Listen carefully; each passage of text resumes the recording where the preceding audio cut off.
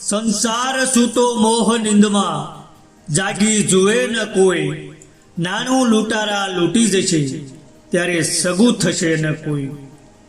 શબ્દ ગ્રહે સંત વિરલા, શબ્દ ગુમાવે ગમાર, જ્ઞાન ખડગથી અજ્ઞાન હણે તે કદી ન ખાવે માર.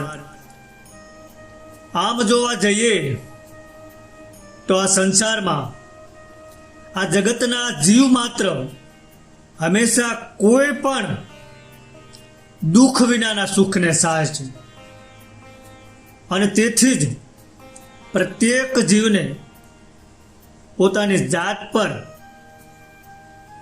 પોતાના શરીર પર પરમ પ્રીતિ હોય છે અને એ પ્રીતિનું કારણ સુખ જ છે. આમ જે સુખ દરેક જીવનો સાચો સ્વભાવ છે અને આપણે દરરોજ ગાઢ નિદ્રામાં જ્યારે મનનો લય થઈ જાય છે ત્યારે અનુભવ કરીએ છીએ. તે મેળવવા માટે આત્મ સ્વરૂપ જાણવું જરૂરી છે. પોતાના સ્વરૂપને જાણ્યા વગર હાસું સુખ છે જ નહીં. સંસારનું જે કાંઈ સુખ છે એ તો ઘડીભરનું છે, ત્યારે સુખનું દુઃખમાં પરિવર્તન થઈ જાય નક્કી નથી રહેતું. સ્વરૂપને જાણ્યું નથી ત્યાં સુધી આપણે જે કાંઈ કર્મ કરીએ છીએ તે બધા કર્મો તો આપણા શરીર માટે કરીએ છીએ, શરીરના સુખ માટે કરીએ છીએ. શરીરના સુખ માટે ગમે તેટલા કર્મ કરીએ તો પણ શરીર તો જળ છે અને પાછું નાશવંત છે. પણ આ જળ શરીરને ચલાવનાર કોઈક શક્તિ છે, એના માટે આપણે શું કર્યું? કાંઈ જ નહીં. આત્માના માટે આપણે કોઈ કર્મ નથી કરતા, કારણ કે આપણને આત્મા સ્વરૂપની ખબર જ નથી. તો પછી એના માટે શું કરવાનું હોય? પણ જેમ આ શરીરનો ખોરાક દાળ ભાત શાક રોટલી છે, તેમ આત્માનો ખોરાક ભક્તિ છે. તો આત્મા માટે કાંઈક કરવું જોઈએ. ભક્તિ આત્માનો ખોરાક છે, પણ આપણે ભક્તિ કરીએ છીએ ખરા? ના, નથી કરતા. કારણ કે બાળપણ રમતમાં વિતાવી દઈએ, યુવાની મોજ શોખમાં અને ધન કમાવામાં વિતાવી દઈએ, અને ત્યારે કોઈ મહાપુરુષ આપણા પર દયા કરી અને આપણને યાદ દેવડાવે કે ભાઈ ભગવાને ભવસાગર તરવા માટે આ માનવ દેહ રૂપી નાવ આપ્યું છે, તો એને સાર્થક કરી લ્યો. તો આપણે એને જવાબ કેવો દઈએ કે હજી તો યુવાની છે, પેલા મોજ શોખ કરી લઈએ. આ ઉંમરે થોડી ભક્તિ કરવાની હોય. ભક્તિ તો ઘડપણમાં કરશું, પણ ઘડપણ આવે ત્યારે ખબર પડે કે હવે તો કાંઈ થઈ શકે એમ નથી. પછી ભક્તિ શું થાય?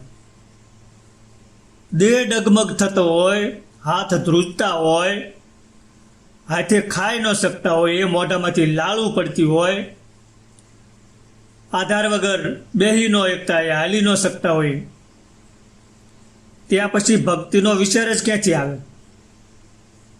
અને ત્યારે તો માથે મોતના નગારા વાગતા હોય, પછી તો ભય સિવાય બીજું શું દેખાય?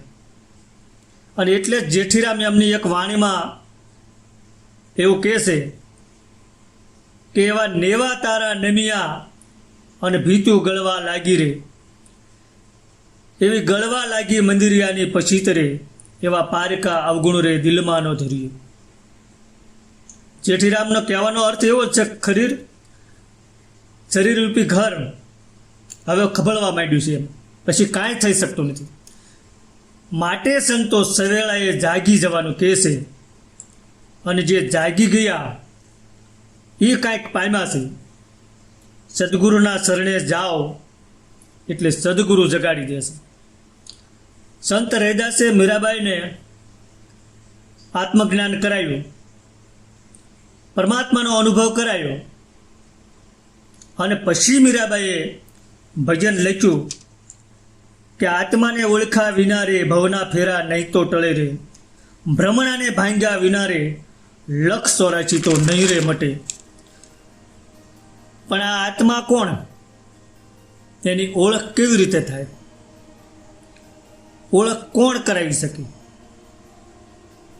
તો આગળ કીધું એમ કોઈ સમર્થ સદગુરુ જ આત્માની ઓળખ કરાવી શકે. એના માટે હું કોણ છું નો જ્ઞાન વિચાર મુખ્ય સાધન છે. સપ્ત ધાતુઓનો બનેલો સ્થૂળ દેહ એ હું નથી. શબ્દ, સ્પર્શ, રૂપ, રસ અને ગંધ એ 5 વિષયોને ગ્રહણ કરનારી કર્ણ, ત્વચા, નેત્ર, જીવા અને નાસિકા એ 5 જ્ઞાનેન્દ્રિયો પણ હું નથી. વળી વચન, ગમન, દાન, મલ વિસર્જન અને આનંદના પંચવિધિ કાર્યો કરનારી 5 કર્મેન્દ્રો પણ હું નથી. શ્વાસાદી પંચવૃત્તિવાળું વાયુ પંચક હું નથી. વિચાર કરનારું મન પણ હું નથી. વળી સર્વે વિષયો વૃત્તિઓને છોડીને માત્ર વિષય વાસનાઓના સંગમાં રહેતું અજ્ઞાન પણ હું નથી. જો હું આમાંનો કંઈ ન હોઉં તો પછી હું કોણ? હું આ નથી, હું આ નથી, હું એ નથી એમ કહીને ઉપલી સર્વે ઉપાધિઓનો નિષેધ કર્યા પછી જે એકમાત્ર ચૈતન્ય રહે છે તે જ હું છું. અને ચૈતન્યનું સ્વરૂપ સતચિત આનંદ છે. અને આ ચૈતન્યનો સાક્ષાત્કાર ક્યારે થાય કે જ્યારે જે જગત દેખાય છે એ અદૃશ્ય થઈ જાય, ત્યારે જે દ્રષ્ટા છે તે આત્માનો સાક્ષાત્કાર છે. અને ત્યારે આ જીવન પણ સમજાય છે કે જીવન એક એવી યાત્રા છે જેમાં મુસાફિર પોતે ક્યાંથી આવ્યો છે એ ભૂલી જાય છે, પોતે ક્યાં જવાનો છે એ પણ ભૂલી જાય છે. અને હદ તો ત્યાં આવે છે કે પોતે કોણ છે એ પણ ભૂલી જાય છે. તો આ જે ભૂલાયું છે એને ગુરુ શરણે જઈ અને સમજવાનું છે. અને ખુદ જણાય જશે પછી આ જગત આપોઆપ જણાઈ જશે. સદગુરુ ભગવાનની જય.